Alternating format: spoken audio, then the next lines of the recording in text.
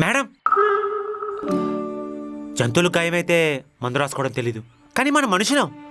దెబ్బ తగలగానే టెన్షన్ పోసి కట్టుకట్టేసుకుంటాం. మా నాన్న ఎప్పుడో ఒక మాట చెప్పేవాడు, మనం ప్రేమించిన వాళ్ళు మనల్ని దూరం పెడితే మనమే వాళ్ళకి దగ్గర అవ్వాలి అని. ఆ తర్వాత మా నాన్నకి రెండో పెళ్ళయింది. నీకు ఇద్దరు మమ్మీలా? కాదు, ఆ తర్వాత మా అమ్మ మా పెళ్ళిని చంపేసింది. మేడం, మాకు ఎలా చెప్పాలో అర్థం కావట్లేదు. ఒక మనిషి మన కోసం ఇంత దూరం వచ్చాడంటే ఆలోచించాలి కదా. ఆ రోజు మీరు చూసిందేది నిజం కాదు. అబద్ధాన్ని నమ్మినంత ఈజీగా నిజాన్ని దగ్గర తీసుకోలేకపోతున్నారు మేడం. ఎగ్జామ్స్ అయ్యాక మేము వెళ్ళిపోతాం.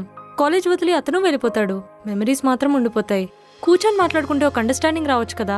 అవును మేడం, అమ్ముడు పోవడానికి ఇవి పాత సామాన్లు కాదు, పాత జ్ఞాపకాలు.